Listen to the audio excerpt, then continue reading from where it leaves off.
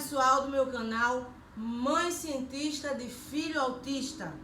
Nós vínhamos falando numa série, né? Nós vínhamos fazendo uma série que nós demos o nome de Plataforma de Amor, tá? Então, era uma série que falava de o quanto é importante as pessoas formarem uma plataforma de amor, né? Que seja a sustentação daquela família, né?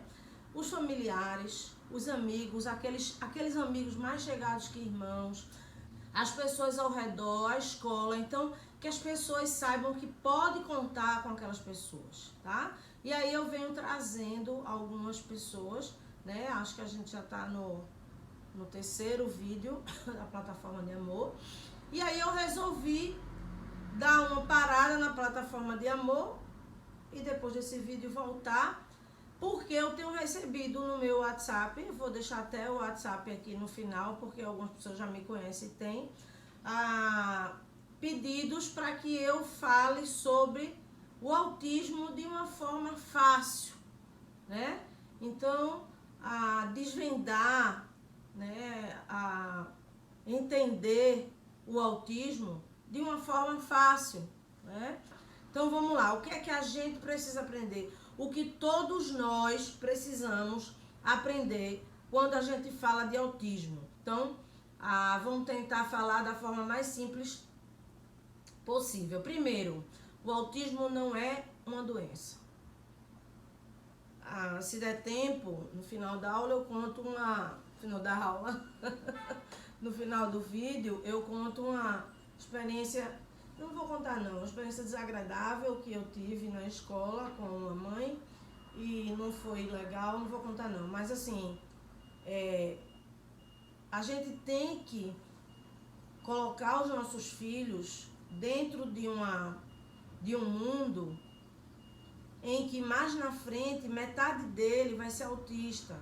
Então a gente tem que ensinar o nosso filho que não é autista a viver nesse mundo em que a maioria vai ser autista. Não é interessante? Hoje é minoria, mas vai ser maioria e a gente vai mostrar por quê. Então, não é uma doença, é um transtorno do neurodesenvolvimento, ou um transtorno global do neurodesenvolvimento, tá?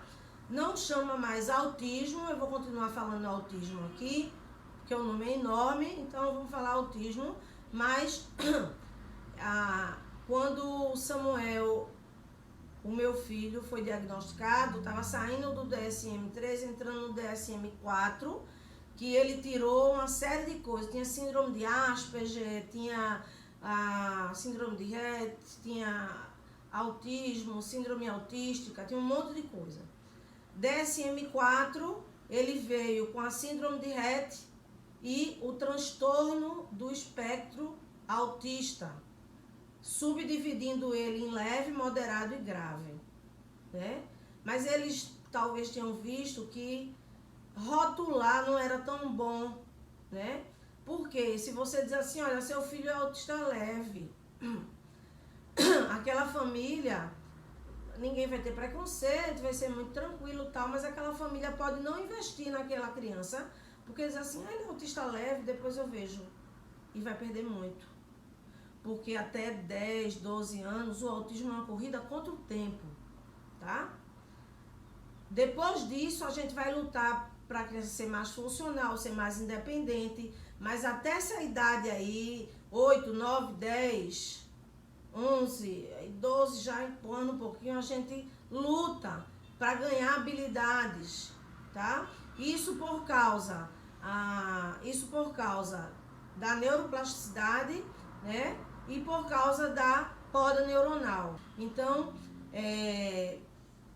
o DSM-4 já tirou o nome autismo, colocou síndrome de Rett, transtorno do espectro autista, dividindo ele em leve, moderado e grave.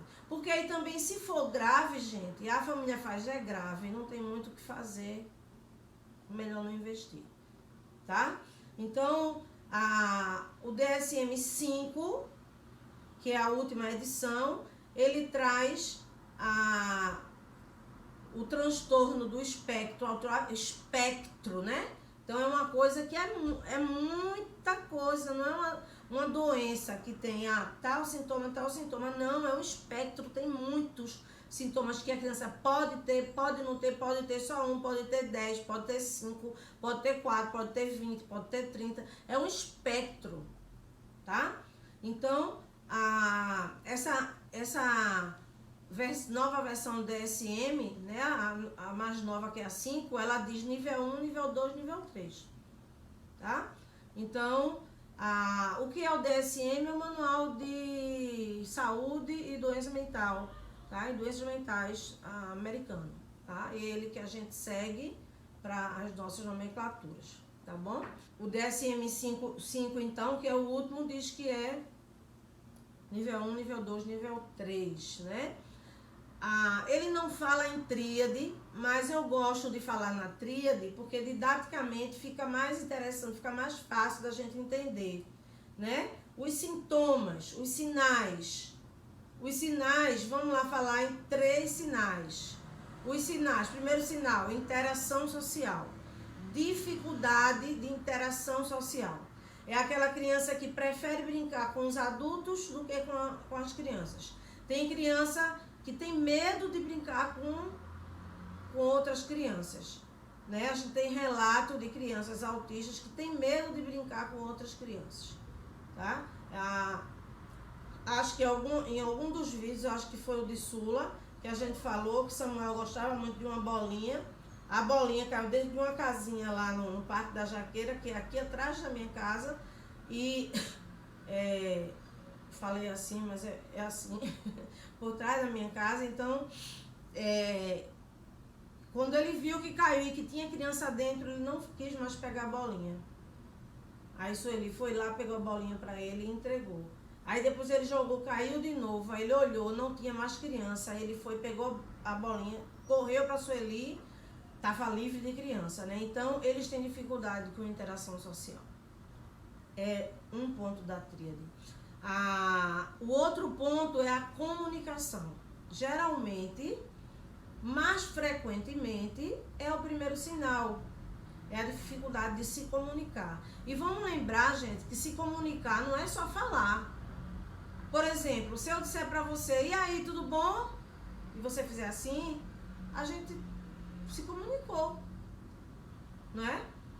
Então, quando ele tem uma dificuldade de comunicação, ele pode ter uma dificuldade de oralizar e ele pode ter uma dificuldade também de compreender o que é a comunicação. Eu estou falando com você e ele responde com uma ecolalia, uma resposta imediata a que eu falo, ecolalia imediata. Por exemplo, eu digo, oi Samuel, tudo bem? Aí ele fala, mas ele fala para mim, oi Samuel, tudo bem? Isso é uma fala funcional? Não. Então, alguns falam, mas não é uma fala funcional, tá? Então, é uma das coisas que mais pega inicialmente é a falta de oralização, tá? A criança tem 1 ano e meio e não fala. E com 1 ano e meio, se a gente for ver lá nos marcos do desenvolvimento, ela tem que ter um repertório de pelo menos 40 palavras. Então, aquele repertório de 40 palavras que a mamã, papá, bola, água, quer, dá. Claro que não é liquidificador, inconstitucionalissimamente. Claro que não são palavras, né? São palavras primitivas, mas tem que ter pelo menos um repertório mínimo de 40 palavras. E o teu filho não fala, e aí você... Olha, começa a pensar. Se você tá aqui nesse vídeo pensando em alguém, começa a pensar se as coisas se encaixam, tá? E o terceiro item da tríade seria o comportamento.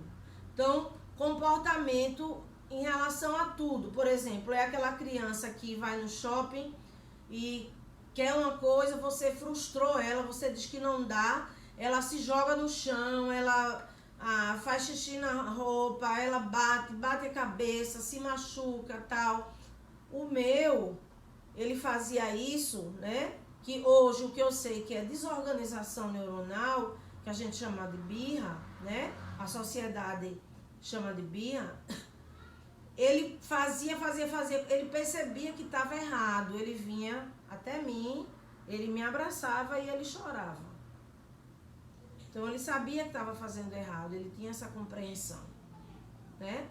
Mas comportamento também pode ser comportamento repetitivo, então ele ter estereotipias motoras, flapping, ele pula muito fazendo assim, rodar em torno de si mesmo, ele roda em torno de si mesmo, né? Ele tem o balanceio, né? O balanceio é muito comum. Brincar com as mãos na frente do rosto, aí cada uma dá um nome em inglês, né?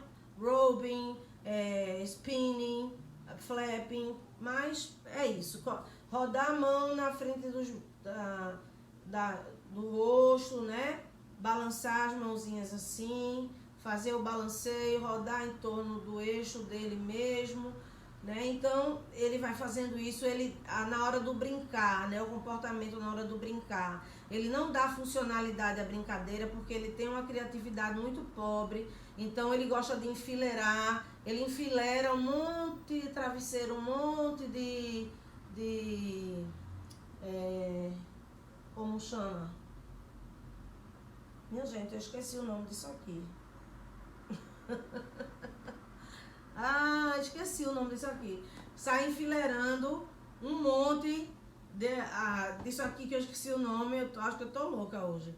Então, sai enfileirando lá. Enfileira brinquedos. Separa os brinquedos por almofada. Pra vocês não pensarem que eu tô doida. Almofada. Separa os brinquedos por cor, por tamanho, por qualificação do brinquedo, todos os carros, todos os bonecos, todos os brinquedos de ferramenta, então ele vai separando ali, né? Ele vai fazendo uma separação, então ele não brinca, ele pega o carrinho, ele não faz vrum, vrum, ele pega o carrinho e fica, ó, na rodinha do carrinho, só rodando a rodinha do carrinho, tá? Então, também tem estereotipia vocal, como eu falei pra vocês, né? A gente fala, ele repete. Tem estereotipia mitigada, tem estereotipia imediata, não imediata. Tem aquela estereotipia que ele vê uma coisa do filme, o Woody, né? E o Woody faz alô, ele passa o dia, de vez em quando ele faz alô, alô. É uma coisa do filme que ele foi e vai repetindo durante o dia. Quer dizer, ele não tem nenhum problema na motricidade da fala, né? Ele tem um problema de comunicação. Então, essa tríade ajuda a gente a entender mais. Aí a gente vai para a epidemiologia. A epidemiologia, ela é chocante. E os números nos chocam. A prevalência de autismo na década de 70 era um autista para cada 5.000 nascidos vivos. Nasciam 5.000 crianças, no meio delas tinha um autista. Passaram-se 20 anos. Na década de 90, nasciam 500 crianças e no meio delas tinha um autista. Olha como aumentou. 5.000 crianças, um autista. 500 crianças, um autista. Esses dados são do CDC, Centro de Doenças Americana, tá? 2009, 110 crianças, um autista. Olha se isso não é assustador. 2018, 68 crianças, um autista. 2018, a Organização Mundial de Saúde, que vem sendo muito questionada agora por causa da Covid, mas ela continua sendo a Organização Mundial de Saúde, né? Ela estabelece o TEA como uma pandemia sem precedentes e uma pandemia sem prevenção, o que é pior, né? no meio ali, final da década de 80, a OMS estabeleceu o HIV como uma pandemia, mas que tinha prevenção. O autismo não tem como prevenir, né? Ele não escolhe cor, ele não escolhe raça, ele não escolhe classe social, ele só escolhe uma coisa, gênero. São 4,2 meninos para uma menina. São muito mais meninos do que menina. Por isso que a gente fala, o anjo azul, nosso anjo azul, a cor é azul, né? O mês de abril a gente fala da conscientização do autismo, a gente veste azul, põe uma pulseirinha no braço azul, né? Bota um pano na janela para dizer eu tenho um autista aqui, ou então eu sou consciente em relação ao autismo, né? A cor é o azul. Em 2019 o CDC botou e tirou, a gente não sabe o que aconteceu, talvez ele venha colocar agora em 2020, para cada 59 crianças, uma autista. Então, no Brasil, gente, estima-se que 2 milhões de crianças são autistas. Mas quando não existe uma pesquisa séria, epidemiológica em relação a alguma coisa, alguma doença, qualquer coisa, então a gente faz a epidemiologia de inferência. É 1% da população. Como a gente tem aí 210 mil, 212 mil mais ou menos, se falou em média em 2 milhões, que seria 1%, tá? Mas eu dou essa carinha aqui a tapa, se não vai ser bem mais. Não acredito em 1% de autismo, de jeito nenhum. Eu acho que a gente tem bem mais. Tomara a Deus que não, mas eu acho que a gente tem bem mais. Então, assim, imagine no mundo 7 bilhões de pessoas, né? É um negócio meio complicado, né? Então, ainda falando de epidemiologia, existe uma pesquisa canadense que foi feita aqui no Brasil, que foi encabeçada, né? A coordenadora dela foi a doutora Stephanie Seneff. Vou pedir para colocar aí o nome dela. Stephanie Seneff, tá? Ela coordenou essa... Vou botar o link. Se eu achar o link, eu vou botar o link, tá? Também da pesquisa. Mas vou botar o nome dela, vocês podem procurar. E a tese dela tem muito a ver, ela faz a relação que já existe, ela fala da relação que já existe do intestino com o cérebro, né? Existem algumas... mas esse negócio de não comer glúten, de não comer açúcar, não tem evidência científica. Tem sim. Não tem muitas. Talvez porque as pessoas não estejam se interessando muito. Nutricionistas, os autistas precisam de vocês. Façam pesquisas sérias para a gente saber por que é que quando a gente tira o glúten, a criança fica muito menos agressiva. Meu filho ficou 2 anos sem comer glúten, foram 2 anos de paz. Né? Inclusive ele tinha terror noturno e ele deixou de ter. É claro que tiveram as outras terapias, eu não posso dizer que foi só isso, mas ele deixou de ter. Né? Meu pai teve a ideia de colocar rodeando a cama dele toda, né? A parte dos pés, a parte da lateral todinha, com um colchão, a espuma, que a gente comprou espuma, e a gente cobriu com lona a espuma, e aí ele metia a cabeça muito, mas aí não machucava porque tinha a lona, né? E aí ele dormia com o irmão mais velho, aí o irmão batia no quarto mãe, ele acordou, eu ia pra lá, ele não queria mais ninguém, não adiantava o pai acordar, não adiantava ninguém acordar, ele só me queria e queria a Sula, que já participou aqui em outro vídeo, né? Então ele ficava deitado aqui na gente e ia se acalmando, mas isso depois de umas 2 horas. A gente não sabia se era dor, se era fome, a gente tentava várias coisas, ele não falava, a gente não entendia, né? Então ele começou a machucar a cabeça de tanto bater, o pai fez isso, ficou muito bacana, né? E só agora a gente tirou, porque agora há um ano atrás, porque a gente comprou mandou fazer uma cama para ele, que é um carro, e é todo acolchoado.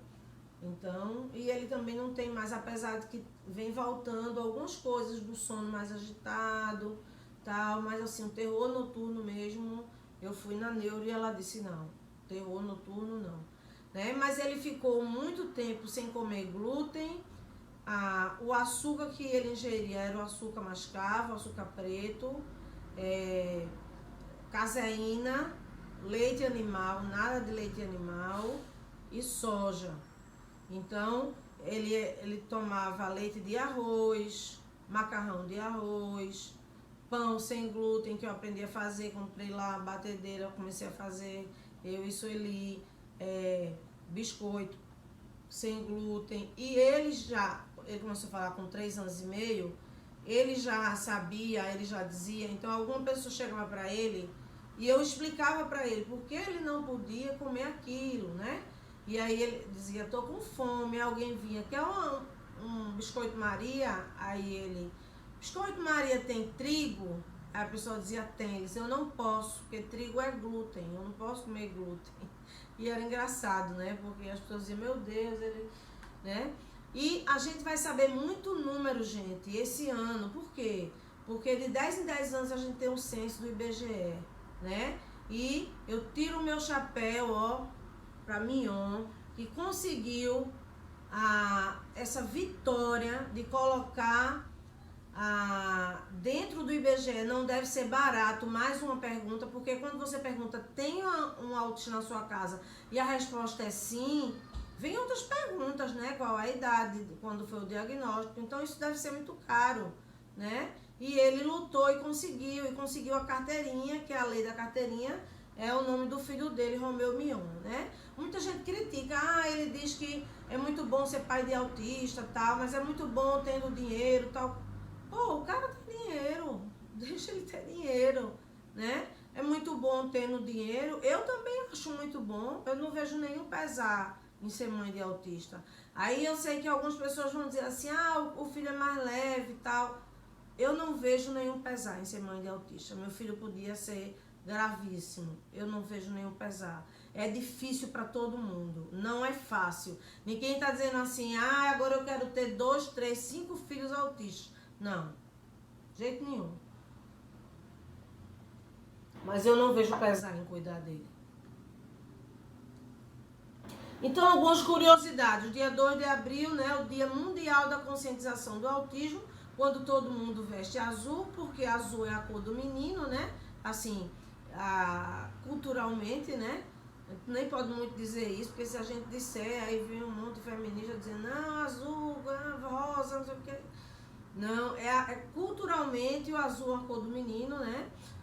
O quebra-cabeça, que é o símbolo do autismo, né? O quebra-cabeça vem trazer pra gente o mistério, né, do transtorno ainda, muita coisa a ser desvendada dentro do transtorno. A fita de conscientização, né, com o quebra-cabeça. E as cores vibrantes, né, que é azul, verde, vermelho e amarelo, são as cores que são cores vibrantes que dão pra gente esperança de tratamento, de melhora, quem sabe de cura, né? Mas cuidado com as promessas de cura aí, muita gente, muito curandeiro aí pra enganar a gente, tá? Então, e a diversidade, dizer que qualquer um pode ser, né? Aí eu falei lá da Stephanie Sniff e não falei do restante da pesquisa dela. Então, ela faz essa relação da cabeça com o intestino, né? Ela diz que o Brasil é o país que mais tem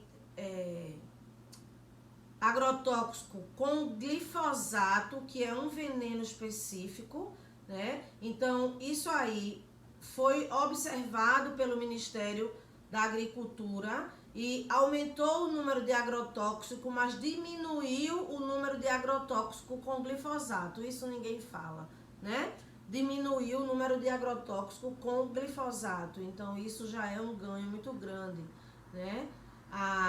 Ela falou também da questão dos transgênicos, assim, como possíveis causas e possíveis causas do aumento súbito, do aumento que vem nas últimas 3 décadas vem acontecendo, né? Claro que tem a subnotificação, que tem um subdiagnóstico, claro que muitos autistas foram trancafiados em hospitais psiquiátricos com outros diagnósticos, como esquizofrenia, como sociopatia, e eles sofreram muito porque foram jogados e trancafiados ali, e eram autistas, né? Então, claro que teve isso, mas também tem um aumento aí que a gente quer saber de onde vem, né? E para essa pesquisadora, para o grupo dessa pesquisadora, vem daí. Aí ela diz que o Nordeste do Brasil, né, come muito cuscuz. E aí quem não é do Nordeste, eu vou falar mesmo, cuscuz, a gente come muito cuscuz, né? E através do milho, todo o nosso milho é transgênico, todo o nosso açúcar é transgênico, né? Então, os transgênicos também, para ela, são motivos, né,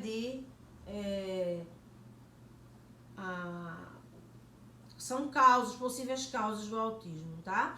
E olha que assustador o que essa pesquisadora diz pra gente, que a pesquisa foi feita em 2015. Ela diz, em 2025, 10 anos depois da pesquisa, 5 anos à frente, em 2025, para cada 2 crianças nascidas vivas, uma vai ser autista. O quê? Então ela está dizendo que a metade do planeta vai nascer autista? Isso mesmo.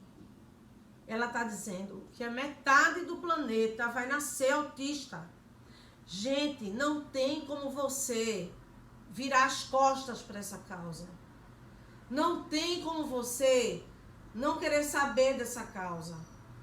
A metade do planeta vai nascer autista. Em cada família desse planeta vai ter um autista. Pode ser seu neto, pode ser seu sobrinho, pode ser seu filho, pode ser seu vizinho, pode ser o amigo da escola. As outras pessoas vão ter que saber lidar com o autismo. Já passou da hora de conscientizar, de entender mais. Por isso que eu resolvi as minhas segundas-feiras, de dia, eu atendo crianças. As mães até vêm dizer assim, eu já tenho um diagnóstico, mas eu queria ter certeza. Eu não faço diagnóstico, né? Mas eu digo, você já tem um diagnóstico, deixa eu lhe explicar, porque às vezes o diagnóstico vem como uma pancada, né? E se vocês forem ver o vídeo da Laura, lá em cima, da Lara, lá em cima, né? Ela diz assim, eu fui falar com a Rafa e aquela palavra que podia ser a desesperança total foi o nosso Porto Seguro. E eu fico muito feliz, Lara, que naquele momento eu tenha sido o Porto Seguro de vocês, a plataforma de amor de vocês, tá? E a gente pega a gente com diagnóstico já de 6 meses e a mãe ainda não saiu do luto, não sabe o que fazer. E aí eu mostro como meu filho era, como meu filho tá agora. Olha o que aconteceu, olha as terapias que ele fez, presta atenção, não pode perder tempo. Então, isso leva a família a ter aquela coisa de vamos fazer, né? Vamos lá que vai dar certo, vamos lá, tá? Então, não tem como não se preocupar com isso, né? O que a gente tem que fazer? A gente tem que lutar para o poder público fazer o papel que hoje, muitas vezes, nós estamos fazendo. Tá? Então, toda segunda de dia eu atendo crianças, toda segunda de noite eu fico disponível para convites.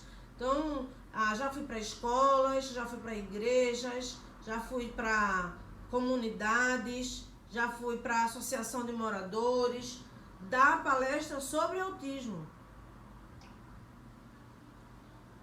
O que é que a gente tem que fazer? Como é que a gente faz para conviver com essa criança?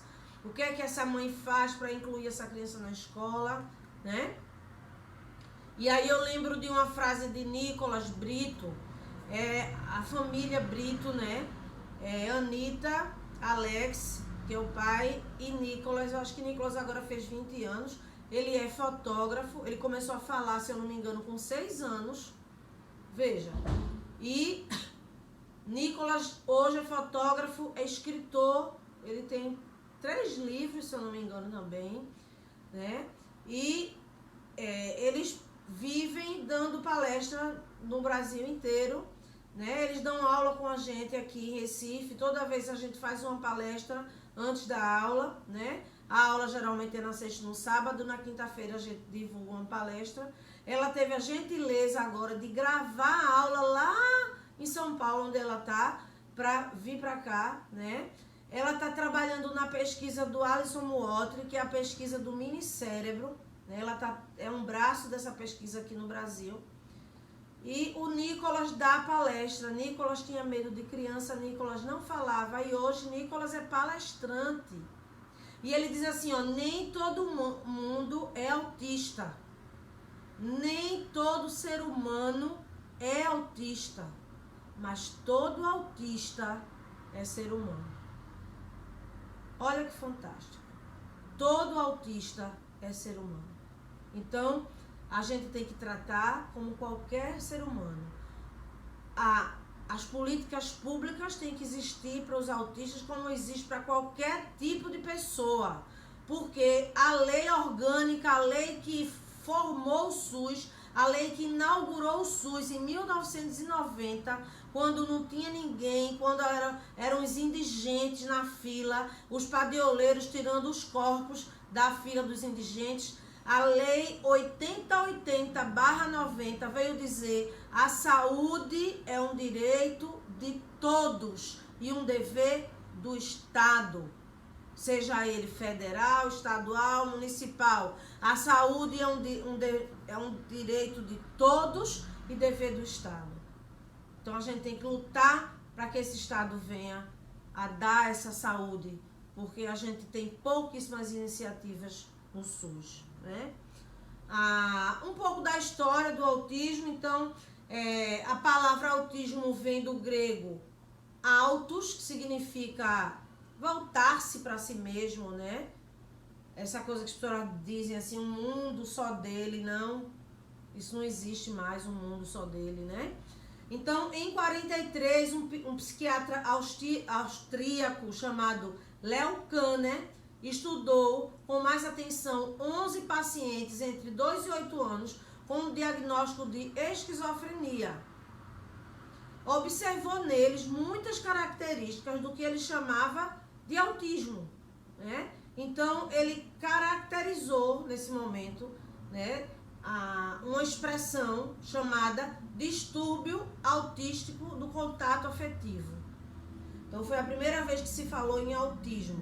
Mas quando ele falou distúrbio autístico do contato afetivo, ele trouxe um peso enorme para as mães. Porque mais na frente, a psicanálise, né, a gente diz hoje que a gente prefere tratar do nosso filho com a área comportamental da psicologia, muito especificamente com o ABA, análise aplicada do comportamento voltada para o autismo, né?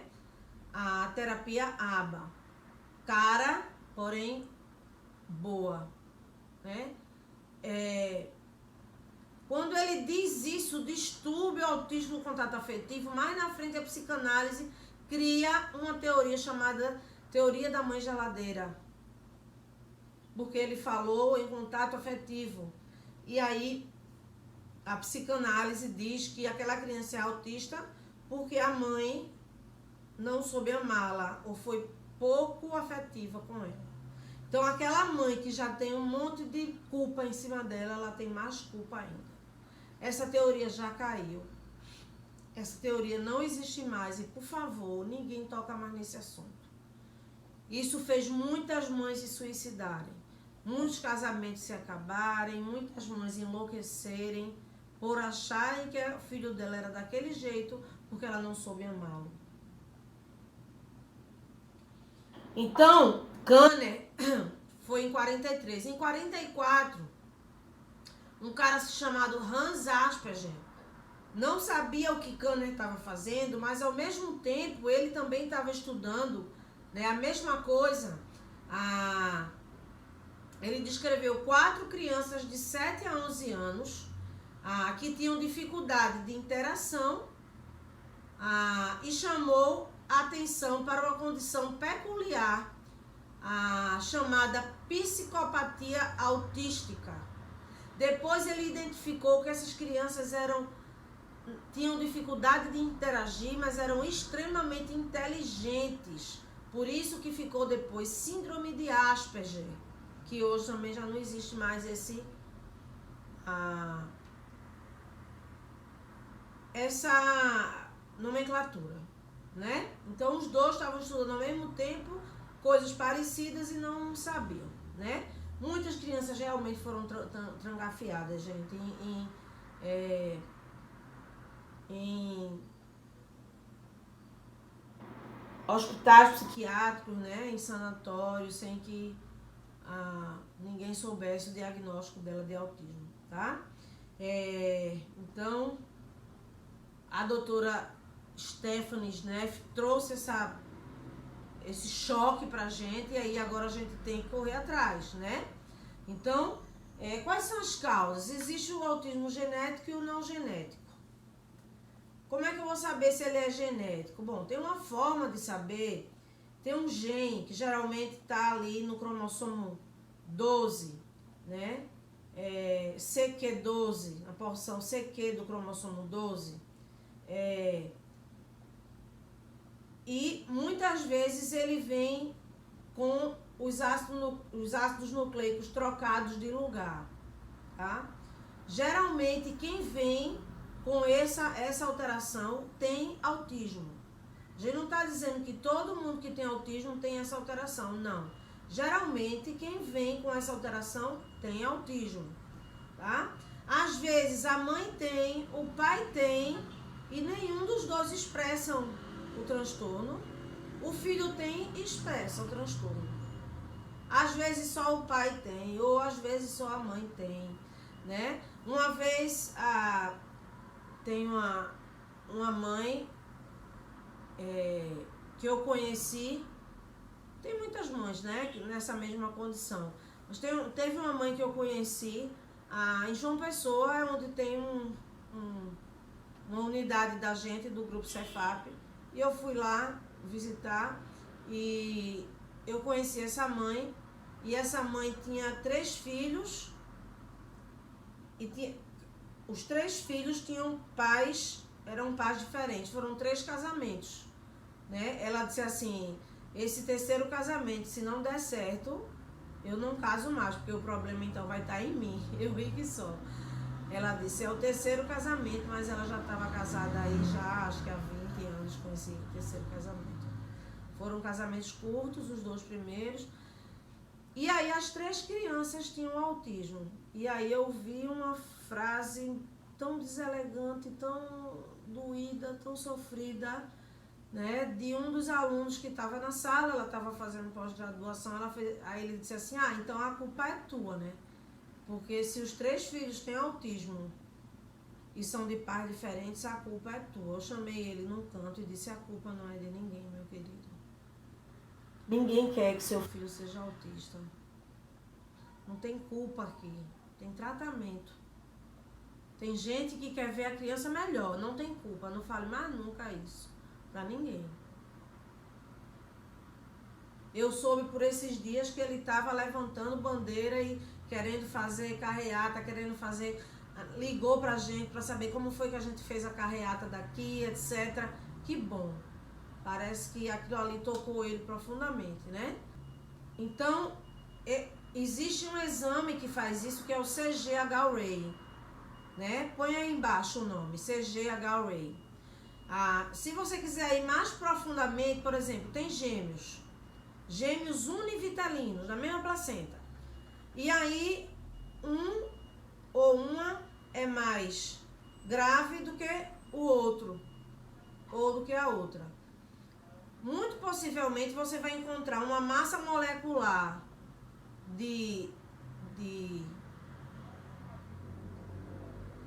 dessa troca, né, desse erro genético muito maior na que é mais grave, né? E você vai encontrar uma massa molecular do erro genético menor da que é menos grave.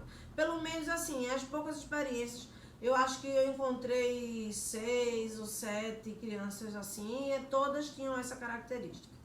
Tá? Aí você pode pedir o exoma. O exoma é caro, o plano briga, você tem que pedir liminar, né? O exoma é você abrir o DNA todinho para saber como é que é o DNA daquela criança, tá? Mas eu não me ligo muito em causas, porque aí tem o autismo genético e tem o autismo não genético, que é uma agulha no palheiro. O autismo não genético, ele pode ser 1 milhão de coisas. Pode ser transgênico, pode ser glifosato, pode ser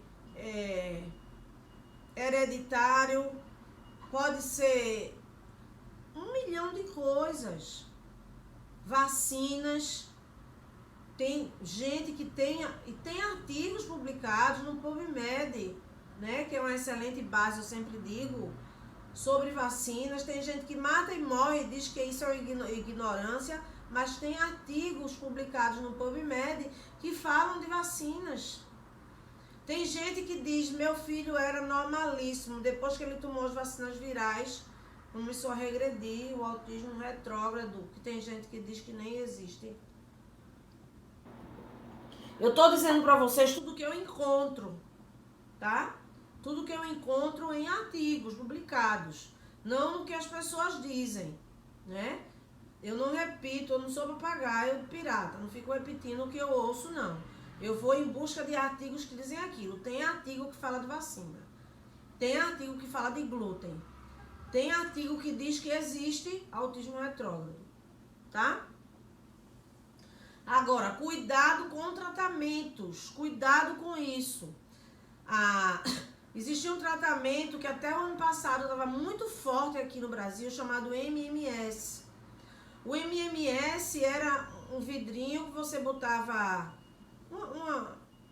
um frasquinho que você botava algumas gotas, ou na boca da criança, ou na água, ou na comida, e fazia um enema também, uma sonda, né, anal, que fazia uma limpeza. E os criadores do MMS diziam que saía algumas coisas que eram umas verminoses, que a medicina desconhecia aquelas verminoses, e elas começavam a fazer, né, com a ligação do intestino e da cabeça, a sugar algumas coisas e fazer com que aquela criança aumentasse os sintomas ou os sinais autísticos. E aí eu fui buscar, né? O que é isso, né? Um enema numa criança. Vamos buscar. Eu achei 5 artigos, todos 5 escritos pelos criadores. Tem alguma coisa errada aí. Os 5 artigos que existem na literatura foram escritos pelos criadores do MMS. E aí no ano passado o Fantástico fez uma matéria, eu não gosto de falar da Globo, mas aquela reportagem especificamente foi muito boa, porque abriu os olhos. A Globo, é claro que tem um poder de alcance muito maior do que a gente, né? Então a Andréia do Lagarta Vira Pupa já vinha falando há muito tempo, e o pessoal descendo pau nela, quem fazia aqui no Brasil e tal, né? E aí, uma pessoa que fazia também fora daqui, eu disse, me dê então essa verminose para eu estudar. Deixa eu estudar essa verminose. Levei para o departamento de biologia molecular da Universidade de Alagoas e parti em várias partículas e fui estudar o que era aquilo. Aquilo ali não passava de mucosa do intestino da criança. não era verminose nada. Era mucosa do intestino da criança. Era água sanitária. Aquilo ali que eles estavam botando na criança era água sanitária numa concentração diferente. E quando colocava e tirava, vinha mucosa, arrancava mucosa do intestino da criança. E aí, logo depois o Fantástico fez, teve um alcance muito grande e muita gente que usava deixou de usar. Glória a Deus por isso, tá? Então, cuidado com o tratamento que não tem evidência científica. Vá atrás de evidência científica. Né? Eu vou botar aqui o pedaço da aula que ensina vocês a buscarem artigos sérios, tá? E o que é mais importante agora? O que é mais importante para o autista? O diagnóstico precoce. Por quê? Porque ele vai ter o tratamento precoce. Tudo isso é por causa da poda neuronal, por causa da neuroplasticidade. A poda neuronal por volta de 8, 9, 10, aí, cientistas eles variam muito, mas entre 8 e 12 anos acontece a primeira poda neuronal em qualquer pessoa. Aconteceu em mim, aconteceu em você, acontece também nos autistas. Então, o que é a poda? O que é que acontece com as árvores? Ela tá toda feiosa lá, crescendo toda feia. Quando a gente poda, ela começa a crescer bem frondosa, bem bonita, não é? Então, é isso. O que é que acontece? Eles cortam os neurônios, o corpo corta os neurônios que não foram usados da forma que deveriam ser usados. O corpo joga fora. Então, a chance de falar, diminui muito. A chance de interação social, diminui muito. Quando há a poda neuronal. Ao mesmo tempo, há a queda da neuroplasticidade, porque a criança é uma esponja. Tudo que ela aprende, a neuroplasticidade do autista já é reduzida. Mas a gente também tem neuroplasticidade reduzida quando tem a poda neuronal. Por exemplo, você acha que é mais fácil aprender a andar de bicicleta na infância ou na vida adulta? É mais fácil aprender um idioma novo na infância ou na vida adulta? Tudo na infância. Depois da poda neuronal, as coisas ficam difíceis. As coisas ficam difíceis. Então, a gente tem que identificar rápido. E foi aí, né, que eu estava distante da enfermagem, estava triste, porque eu sempre amei enfermagem, que eu descobri uma forma, né, de unir a enfermagem ao autismo, né? No SUS, a gente consegue a identificação precoce dos sinais e sintomas quando a gente consegue tratar ou quando a gente consegue identificar precocemente esses sinais e sintomas e tratar precocemente essa criança. E como é que a gente vai fazer isso, Rafa? A gente vai fazer da seguinte forma: a gente vai treinar o agente de saúde, o agente comunitário de saúde, o ACS, e o enfermeiro. Treinar para quê? Para eles conhecerem mais profundamente do que vocês estão conhecendo os sinais e sintomas do autismo na infância.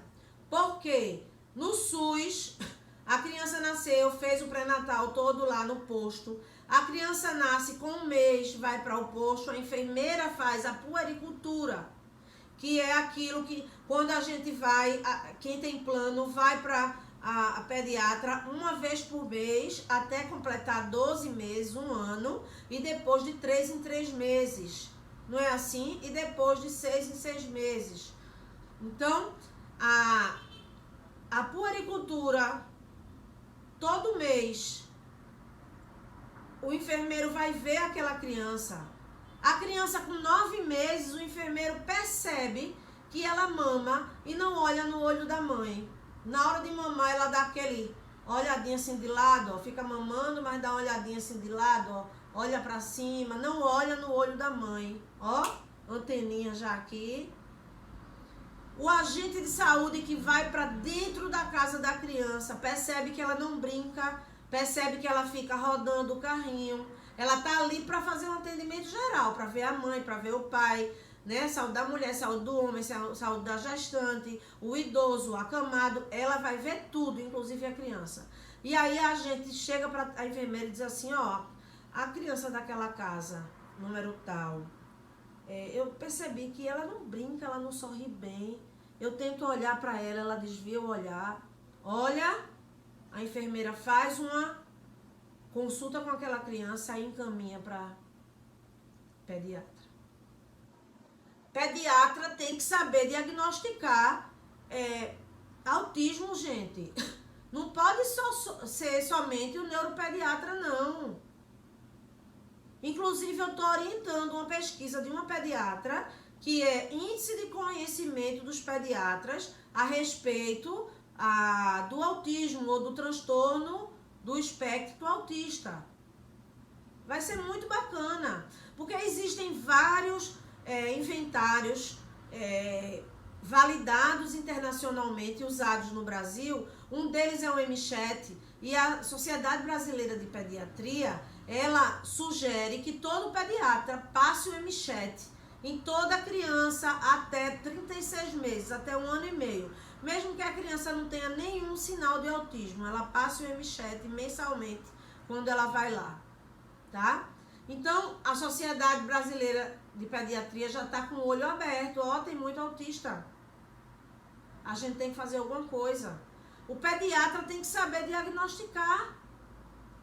Não só o neuropediatra. E aí, eu dou aqui minha palavra, né? Se a gente treinar, eu tenho condições, né? O Grupo Cefap tem condições de treinar todos os agentes de saúde, todos os enfermeiros do Nordeste. A gente tem condições de treinar. Todos os municípios a gente tem condições de treinar. Porque a gente está em 12 cidades. A gente tem condições de treinar todos os municípios do Nordeste. Se a gente treinar esses municípios, é claro que a gente não vai treinar de graça, porque eu pago para as pessoas ensinarem, né?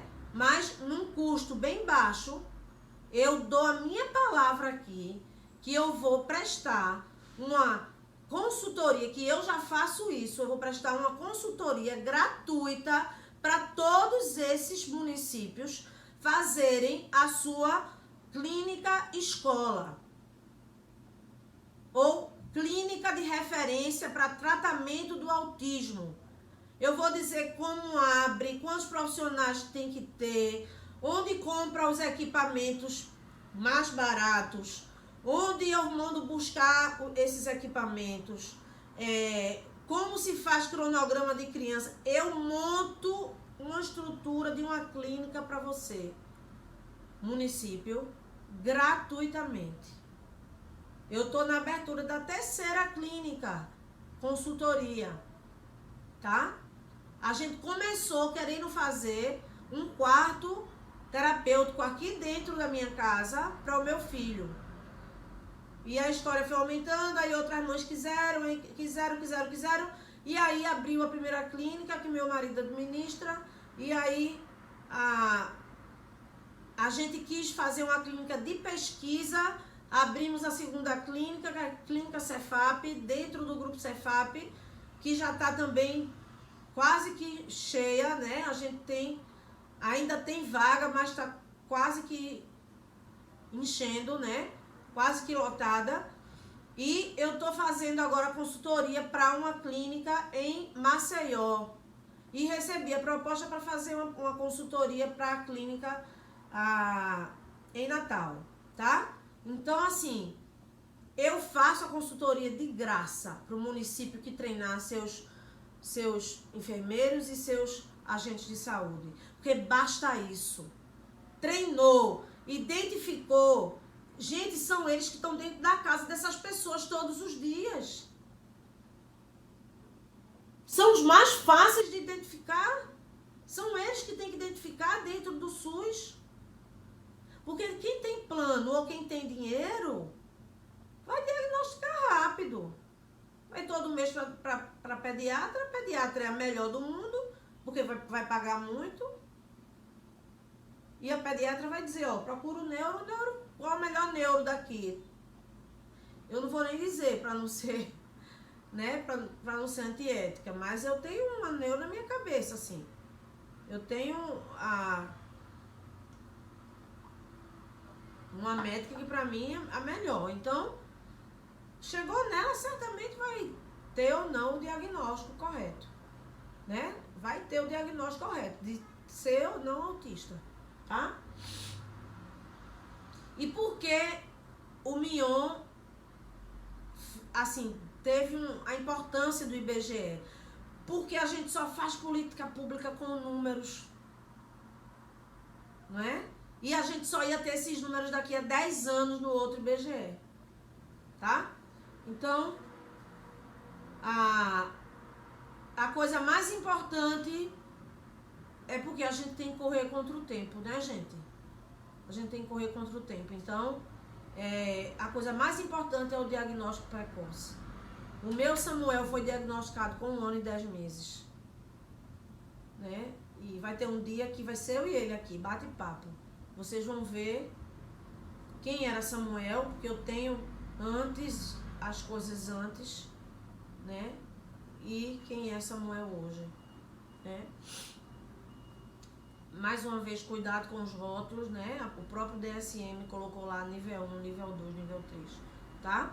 Então, existem alguns instrumentos que vocês podem usar, estão na internet, procurem, né? Tem o ATEC, tem o ATA, tem o Portage, tem o MChat, tem o Ables, tem o AFOS, tem o VBMap, tem uns que não dá pra você fazer só, mas, por exemplo, o ATEC tá na internet que você não precisa nem fazer conta, ele já vai fazendo o algoritmo sozinho e no final ele diz, fala, né? Quantos pontos deu? Linguagem, né? Sensorial, quantos pontos deu? Comportamento, quantos pontos deu? Total, quantos pontos deu? É de 0 a 180. No diagnóstico, meu filho era de moderado a grave, ele deu 118. Hoje, ele dá 11, 12, 13, por aí. Quando ele fica sem terapia, porque ele é terapia dependente, ele sobe muito rápido. Vai para 23, 24, 25, aí eu começo a me aperrear. Aí, terapia nele, aí ele vai voltando. Porque nem sempre o plano paga. Então, parou de pagar, para de fazer terapia, né? Eu faço terapia hoje sob não mais liminar judicial, já é uma sentença, mas mesmo assim o plano não paga como deveria pagar, tá? Então, parou, eu me desespero, né? Porque eu vendi um apartamento para começar a terapia com ele, né? E aí descobri que podia pedir a liminar na justiça, pedi a liminar, sobrou um restinho do dinheiro do apartamento, mas o apartamento foi quase todo embora. Tá? Lembrar que cada autista é único, né? É impossível padronizar o comportamento das pessoas com autismo. Eu sou diferente da minha irmã, eu podia ser gêmea e eu seria diferente, né? Assim como as pessoas típicas, pessoas com autismo têm necessidade de comportamentos diferentes, tá? Então a gente não pode rotular. Sinais de alerta: atraso na comunicação, atraso nos marcos do desenvolvimento. Você pode ali chegar nos marcos de desenvolvimento, você acha na internet, no site da Sociedade Brasileira de Pediatria você acha, tá? Dificuldade de demonstrar sentimento, mas alguns têm a demonstração exacerbada de sentimento. Veja como é, né? Cada um é um, né? Você chama a pessoa várias vezes, chama Samuel, Samuel, Samuel, Samuel. Ele já, às vezes, ele ouviu, ele está processando, porque ele tem uma sinapse retardada, ele tem uma sinapse mais lenta do que a das outras crianças. Aí ele vai e vira pra gente, tá? Então, é um sinal também. Muitos vão fazer o Bera para ver se a criança é surda, né? Ele tem literalidade no pensamento. Então, toda vez que você falar uma figura de linguagem, ele não vai entender. Por exemplo, há umas semanas atrás, a minha mãe disse, eita, vai chover, não, vai cair um pé d'água, viu? Aí ele, como vovó? Um monte de pés cheio de águas. E ele minha mãe já tinha dito outra coisa, que era vai chover canivete. E ele veio pra mim, mamãe, o que é canivete? Eu disse, aí eu tinha aquelas coisinhas assim, que tem várias coisas, negócio de abrir licor, não sei o que, e tem um canivetezinho. Eu mostrei a ele, é isso aqui. Aí ele disse, ninguém sai de casa, gente, vai chover faca. Então, assim, ele literal no pensamento, você tem que explicar naquele momento. Não, é uma forma da gente falar, que vai chover muito. Então, aí, ele já, quando fala novamente, ele, mamãe, não vai chover faca não, né? Porque é uma forma da gente falar. E aí ele vai aprendendo, tá? Então, tem histórias engraçadíssimas desse, a literalidade, né? No pensamento, na fala, né? Às vezes, eles buscam um esconderijo. Nem todas as vezes. Mas alguns buscam um esconderijo, tá? Prefere se relacionar com adultos do que com criança, isso aí é bem comum.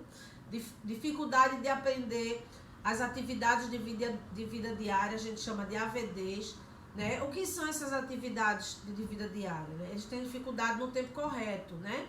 Então, as AVDs é se vestir, se despir, fazer xixi sozinho, desfraldar, andar, engatear, essas coisas, tá? Então, por exemplo, um menino, pra gente é muito natural, quer dizer que eu sou um homem. Eu chegar, tirar o cinto, soltar a calça cai, pego a cueca, boto até o chão, pego no meu pintinho limpo. Se eu sou um homem, eu pego no meu pintão. Faço xixi, balanço, boto pra dentro, subo a cueca, ajeito na cueca, subo a calça. É muita informação para ele. Eu tenho que baixar. Aí depois é que vem a cueca. Aí depois eu pego no pintinho. Aí vai fazer o xixi. Depois que fizer o xixi, eu vou logo pegar a cueca. Não, ainda tem que balançar. É muita informação para uma pessoa que tem literalidade no pensamento. Que o pensamento é encaixotado, tá? Então, tem uma terapia que é a terapia ocupacional para atividade de vida diária, tá? Rigidez no comportamento e na rotina, por exemplo. Tem uns que são rígidos a ponto de, assim, todo dia ele tem que sair da cama, ir direto, escovar dente, tomar banho, fazer não sei o quê. Se você sair de 1 minuto dessa rotina, ele se desorganiza, tá? Tem uns não, que são menos, assim, por exemplo, eu tô indo pra escola e eu vejo na escola que o outro caminho tá melhor, não é o caminho que a gente vai todo dia. E aí ele faz, a gente não tá indo pra escola, eu digo, tá, filha, porque eu tô pegando um caminho diferente, porque tem muito carro nesse caminho. Aí ele, vou decorar esse caminho também. Aí ele fica olhando pros lugares e ele fica lendo. Tem isso aqui antes, olha, passou a Pedragon. O que é Pedragon, mamãe? É um lugar de vender carro. Aí ele passa e olha, aqui tá escrito Avenida Rui Barbosa. Quem foi Rui Barbosa? Aí eu vou falando, cada coisa eu vou dizendo pra ele, né? Você não é entediante, nunca, né? E os outros passam a aprender coisas também, né? Tem dificuldade de imitação, né? E aí, assim, a maioria dos terapeutas diz assim, olha, tira a tela completamente, tira celular, tira televisão. Eu concordo com isso, mas eu deixei um pouquinho de tempo, porque ele aprendeu a imitar com patati e patatá. Ele aprendeu a cantar com patati e patatá. Se você quer sorrir, com patati. E ele fazia igual. Ele aprendeu a imitar e a cantar. Tem interesse por parte do objeto, não por ele todo, a gente falou, né, da rodinha do carro. Não tem faz de conta, né, que eu sou o pai, você é a mãe, não sei o que. Não tem isso, não tem faz de conta, é muito pobre a criatividade, né. Não apresenta sorriso social, tem muita dificuldade em improvisar, né. A fixação de olhar, muito difícil. Fixar o olhar é você estar 2 minutos com os olhos fixos no outro. Desculpa, 2 segundos. Tá, danado, 2 minutos, 2 segundos. Então, pronto. Então, ele olhar teu olho por 2 segundos assim, não. Ou ele só dá aquela olhadinha e tira logo, não quer olhar, não. Ó, a fixação do olhar é o olhar fixo por 2 segundos no teu olho, no olho de outra pessoa, né? Pouca brincadeira exploratória, muita estereotipia, né? Os movimentos repetitivos, ecolalia, né? Ficar repetindo a palavra o tempo inteiro. Às vezes é uma ecolalia que é de um som. Ou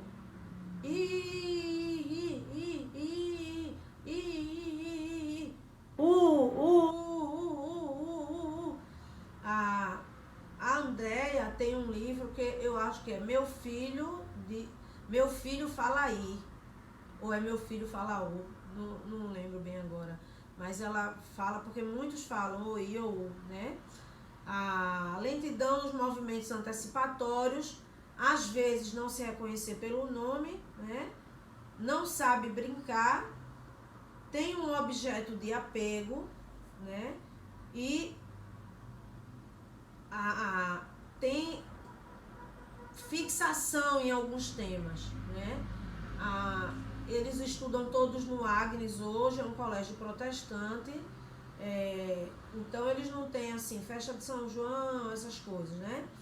Mas ele pequenininho estudou numa escola, que eu vou pedir para, depois dessa minha fala, ou durante a fala aí, colocar, porque assim, para mim foi emocionante, sabe?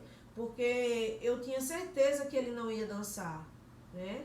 Ele ficou com muito medo. Na hora de eu levar ele pra tia, né? Rebequinha já tinha nascido e ela já era infantil 1 na mesma escola. E no próximo ano eles já iriam para o Agnes, né? Que é a escola que eles estão hoje, e vão até terminar tudo, até o ensino médio, né? Meu mais velho está no 8º ano, ele agora está no 2º ano e Rebeca no infantil 4. Então, Rebeca foi logo, tal, para as amigas dela, e ele fez, você vem me buscar? Você vem? Ele falava meio robotizado. Você vem? Não vai me deixar aqui, não? Aí eu, não, meu amor, você vai dançar lindo. Tudo que você fez lá na sala. Mas ele ainda não estava entendendo que aquele lugar ali era para ele repetir aquilo que ele vinha ensaiando. Ele não tinha entendido aquilo. E na hora que ele entendeu, foi lindo.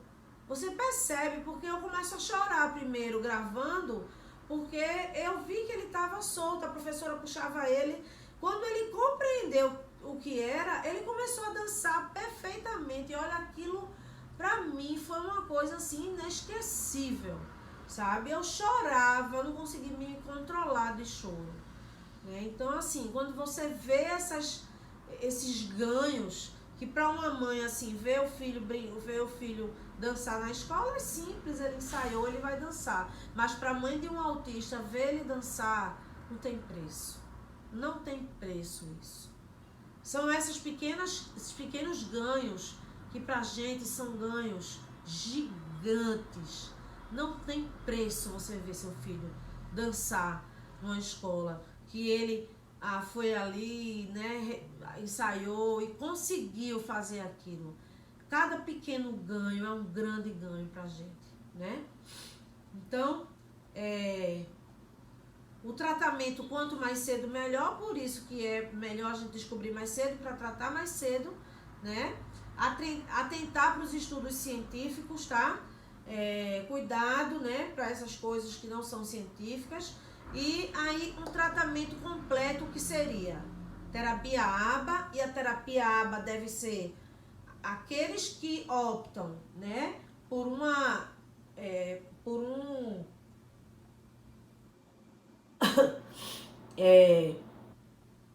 tratamento comportamental. A terapia ABA, ela é o dorso do tratamento. Então, a fono faz o trabalho dela, mas ela conhece a terapia ABA. A TO faz o trabalho dela, mas com base na terapia ABA. A psicopedagoga faz o trabalho dela, mas com base na terapia ABA. Então, a terapia ABA é o dorso de tudo, né? Aí, na terapia ABA tem o AT, que é o atendente terapêutico, que vai com ele para todo lugar, para casa, para um passeio, para a escola. É um turno todo com esse atendente terapêutico, todos os dias, tá? Aí tem a coordenação ABA, a cada 3 crianças tem um coordenador. Aí tem o assistente ABA, a cada 6 crianças tem um assistente. E tem o terapeuta ABA, a cada 15 crianças tem um terapeuta. Então veja que as crianças vão sendo tratadas até chegar no terapeuta, né? Passou de 15 crianças, já contrata outro terapeuta.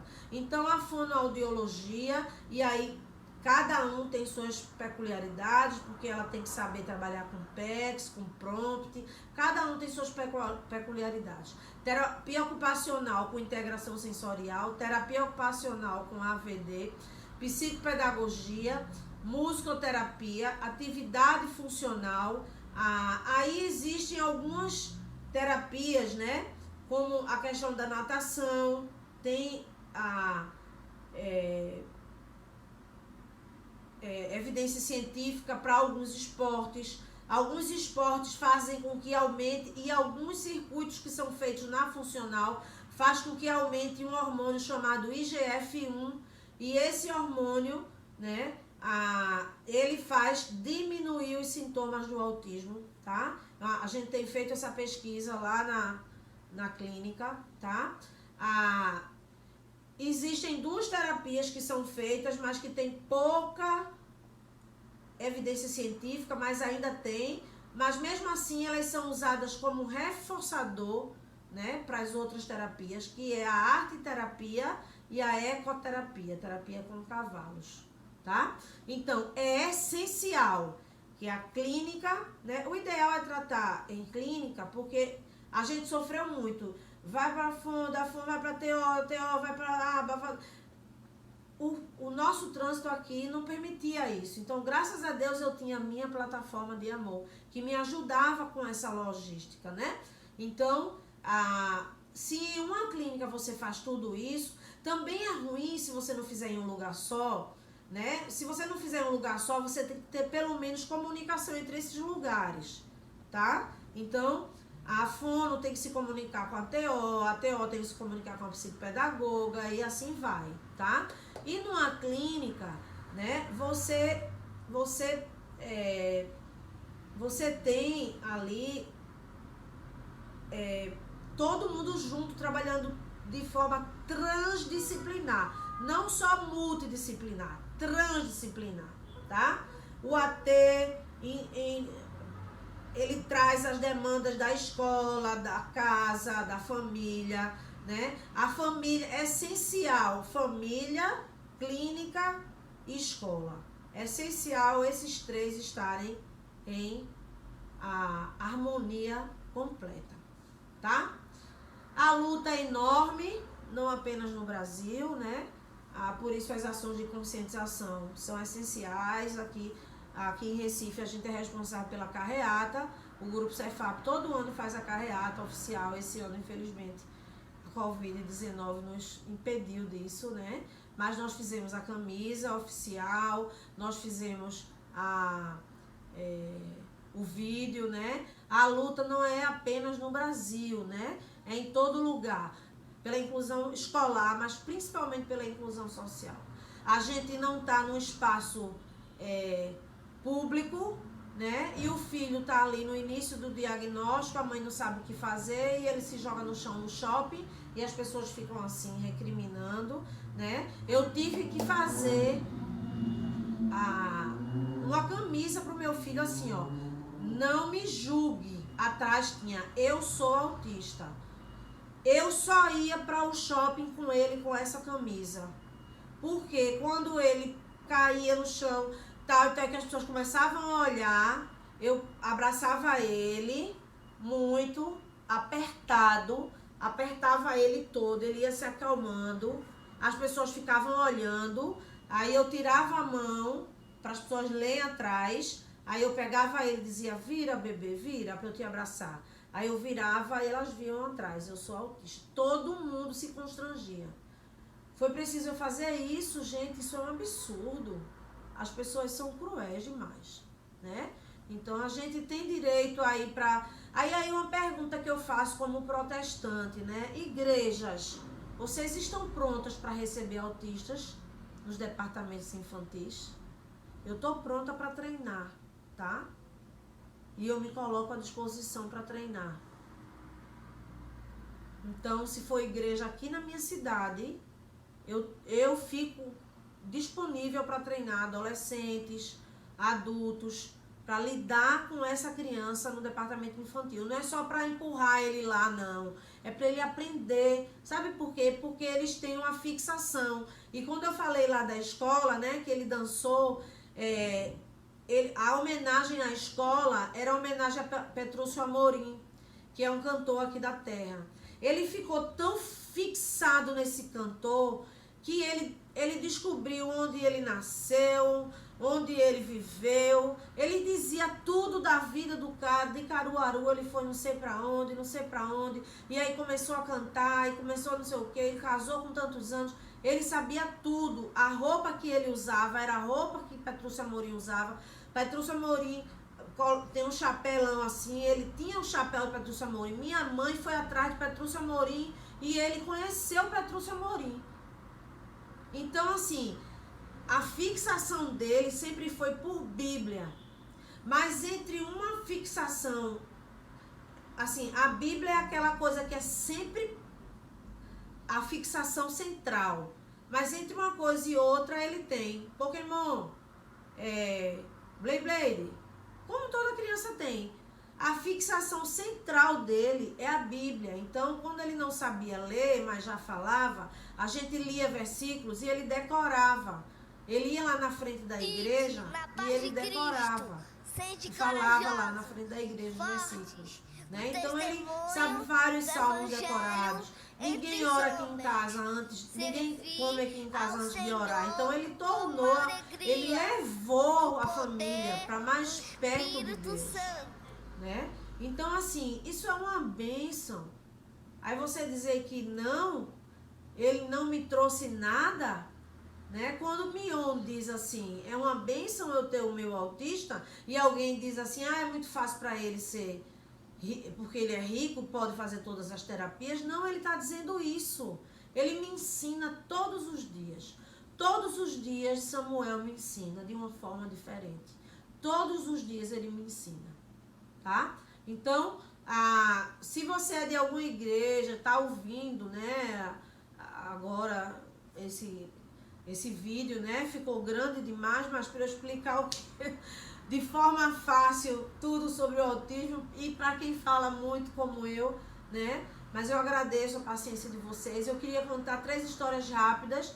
A primeira história de Nicolas Brito, né? Nicolas, eu já falei, ele é fotógrafo, ele é escritor e palestrante, né? E aí, entrem lá, vocês podem comprar os livros deles, vocês podem comprar... vocês podem trazer eles não cobram nada, eles só cobram a vinda, né? A gente não tem como pagar o hotel, eles ficam na casa de vocês, eles são pessoas super simples, né? Mas ela é genial, Nicolas é genial, Alex é genial, são pessoas maravilhosas. O pai dela foi o autista com o diagnóstico mais tardio do Brasil, 72 anos, se eu não me engano.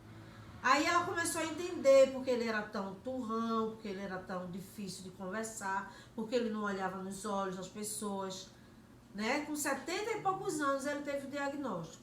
E aí eles contam a história deles, que é linda, que é uma história linda, né? E Nicolas vai mostrando os ganhos que ele vem tendo, né?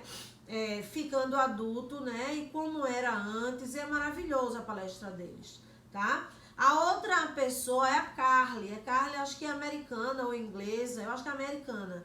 E ela aprendeu, ela se alfabetizou antes de falar. E teve uma semana que ela estava muito agitada e o pai e a mãe desesperados, não sabia como fazer. E aí ela puxou o pai e a mãe para o computador e colocou: meus dentes doem. Veja, ela estava com dor de dente, não sabia dizer. E aí o pai, ou ele contratou alguém, ou ele era TI, fez um software que ela escolhe uma voz, né? E ela vai digitando e a voz vai saindo. Se eu não me engano, tem um software pernambucano chamado Livox. Eu acho que é de um pai de um autista pernambucano. Eu tenho quase certeza, porque tem um autista da primeira clínica, né, do Espaço Evolução, que me parece que começou a trabalhar com esse software, o Livox. Eu vou saber de mais informações e vou trazer para vocês, tá? E a última história, ela é contada em um filme, tá? É a história de Temple Grande. Coloca aí o link do filme todo, tá? Assistam, gente, é lindo. É no YouTube, não tem aquela fotografia maravilhosa, mas é um livro, é um filme lindo, tá? O que tem na atualidade, dois filmes, duas séries bem legais, que, assim, não passa aquela história daquele autista que fica só assim o tempo inteiro, que não fala com ninguém. Não. Também não fala daquele gênio. Olha, o autista não é gênio, tá? 70% tem déficit de atenção. Ou tem déficit de aprendizagem. Só 30% tem o QI aumentado. 30% só. Então, não é que todo autista é um gênio, não, de forma nenhuma, tá? A gente luta também pelos autistas adultos, né? Para que eles consigam ser inseridos, porque eles são leais, eles não sabem mentir, eles não entendem ironia. Então, eles são perfeitos para uma empresa, por exemplo, aqueles que têm as manias de coisinhas pequenas, por exemplo, de enroscar, de fazer não sei o que, para parte de montagem da Ford, por exemplo. Então, assim, vamos ver que tipo de coisa a gente pode, né, trazer com esse autista, tá? Que tipo de tratamento, que tipo de trabalho a gente pode trazer com esse autista. Lá na empresa a gente tem um autista, né, que trabalha conosco na área de TI. Né? E é maravilhoso isso, tá? Então tem duas séries, né, que eu achei muito perto da realidade. Perdão. Muito perto da realidade. Uma que é o Atypical, na Netflix, e o outro que é o The Good Doctor, tá? O Bom Doutor, né? A gente vai ouvir agora, através da ótica do Dr. Uronal Zancan, um grande médico respeitadíssimo no mundo inteiro, a pesquisa da doutora Stephanie, aquela pesquisa que eu falei para vocês, que até 2025, por causa de agrotóxicos, principalmente aqueles que usam glifosato, a cada 2 crianças, uma vai ser autista. Boa noite, buscador da super saúde.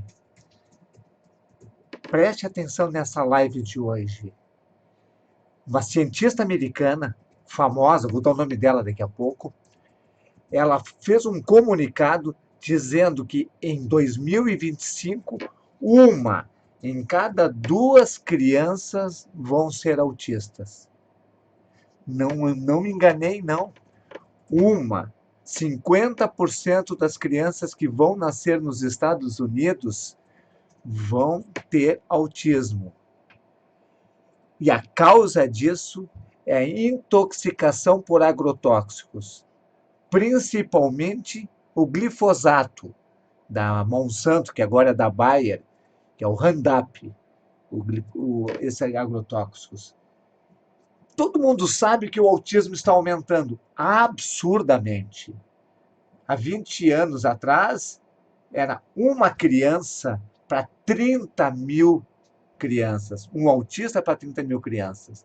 E ele foi aumentando num percentual tão grande que há 5 anos atrás era uma para 110 crianças. Há 3 anos atrás, uma para 85 crianças. Hoje, é uma para 68 crianças nos Estados Unidos. É muito rápido isso. Existem várias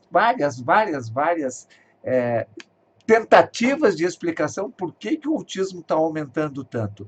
Tem a corrente das vacinas, tem vários estudiosos que dizem isso, mas a pesquisadora, o nome dela é Stephanie Seneff. Ah, mas quem é essa Stephanie Seneff para dizer isso? Pesquisadora sênior do MIT. MIT é o Instituto Tecnológico de Massachusetts, a terceira universidade, ou segunda universidade dos Estados Unidos. Ela já tem publicados mais de 170 artigos. Olha, é uma pesquisadora de muita produção. E ela fez esse comunicado alguns anos atrás, 2, 3 anos atrás, para um grupo de cientistas. E quando ela terminou de fazer o comunicado, um dos que participavam da mesa disse o seguinte: ó, um colega do painel informou que após a apresentação da doutora Seneff, todos os 70 cientistas que compareceram estavam se contorcendo.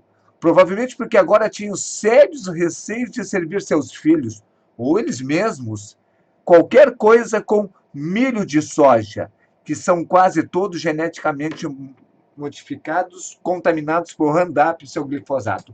Então, na verdade, assim, onde é que tu encontra o glifosato? Em todos os produtos geneticamente modificados. No Brasil, todos os milhos, exceto aquela quantidade pequena de milho orgânico, todas as sojas. Ah, eu não como milho. Ah, mas tu come xarope de milho. Xarope de milho estão em todos os produtos industrializados que tu compra na prateleira, todos. Todas as bebidas, todos os refrigerantes, todos têm xarope de milho. Ou tem extratos de soja. Então, você está comendo, toda vez que você come um produto industrializado, você está comendo agrotóxico grave, o glifosato. Aí algumas pessoas dizem, muitos cientistas dizem, ah, não é assim, não está provado que o glifosato faz mal. A Anvisa diz isso, a nossa Anvisa. A FDA americano, que é a Anvisa deles, também diz isso. Mas hoje é a Bayer. A Bayer comprou a Monsanto. E a Bayer, esta semana, vocês devem ter visto uma notícia no jornal, ela foi condenada por um laboratório da Califórnia, um juiz da Califórnia, a pagar 2 bilhões de dólares para um casal que tinha sido contaminado pelo glifosato. É claro que a Bayer se defendeu com centenas de artigos científicos comprados, provavelmente, porque eles põem muito dinheiro para provar que não faz mal. E mesmo assim, o juiz, observando as outras evidências, deu ganho de causa. Foi a terceira perda milionária da Bayer. Ela não ganhou nenhuma causa na justiça americana. Existem mais 1.200 causas catalogadas lá contra o glifosato. Então, qual é o teu papel? Você, que é uma pessoa que está em busca de saúde, vai comer produtos industrializados? Vai comer produtos com agrotóxico porque você não acredita? O que você vai ganhar? Ah, eu vou pagar um pouquinho menos. Se eu comprar um produto orgânico, eu pago um pouquinho mais caro. Vai economizar com isso? E se você pegar um câncer, como essas pessoas estão pegando? E se você tiver filhos, que estão amamentando, se você tiver filhos pequenos, está amamentando, tu vai assumir o risco de comer produtos com agrotóxicos para passar para o leite. Foi no leite materno que foi detectado grande quantidade de glifosato. Você vai assumir o risco porque tu não acredita nessa pesquisa? E se você tiver filho pequeno, vai assumir o risco de ter autismo porque não acredita na pesquisa? Ah, meus filhos são todos grandes. Talvez não tenha autismo, talvez, porque parece que afeta mais crianças pequenas. Mas vai ter netos. Imagina ter um neto tendo autismo. Uma para cada 2 crianças. Ah, é um exagero. Eu também acho que é um exagero. Também acho que não vai ser tão intenso assim. Ah, que não seja então uma para cada 2, seja uma para cada 10. Muda alguma coisa? Claro que não, né? Então, meus amigos, vamos parar e pensar um pouquinho e avaliar assim, por que colocar o nosso corpo em risco, colocar a saúde dos nossos filhos em risco de comer comida com agrotóxicos. Hoje tem feirinhas orgânicas em todas as cidades. Se na tua cidade não tem feirinha orgânica, tu vai lá no interior e encontra lá agricultores que fazem uma agricultura mais biológica, com menos agrotóxico, e compra diretamente dele. Não só verduras. Se você comprar frango que não seja orgânico, ele foi alimentado com glifosato, ele foi alimentado com soja, foi alimentado com milho contaminado. Não adianta nada, vai comer a carne e vai ter glifosato. Só coma carne de frango orgânica. Paga um pouquinho mais caro, mas faz isso. Só coma carne de gado, boi criado em capim. Aqueles boi confinados, tem uma carne mais macia até, também são alimentados com milho contendo glifosato. Fique atento. Questione um pouquinho as coisas. Não seja marionete de comer só porque é mais fácil, só porque algum governo diz pode comer que eu garanto. Como garante? Isso não tem. Sabe o que eles dizem? Não tem provas suficientes ainda para confirmar isso. Isso que eles dizem. Tá, e daqui 10 anos vai ter prova suficiente. Com que cara tu fica? Então, vamos afastar os agrotóxicos da nossa vida. Vamos garantir a nossa saúde e a saúde dos nossos filhos. Um grande abraço, uma super saúde e até o nosso próximo encontro. Então, é isso, gente. Já tô rouca. Falei demais, tá? E obrigada pela atenção. A gente vai voltar com a série Plataforma de Amor. Vão colocando aí nos comentários o que é que vocês querem que a gente fale, né? As sugestões de vocês para que a gente fale. A gente tem uma pauta enorme, né? Mas o que trazer primeiro para vocês? Qual é a ansiedade de vocês? Tá bom? Então, mais um vídeo de mãe do canal Mãe Cientista de Filho Autista, onde o amor e a ciência andam juntinhos. Valeu, gente.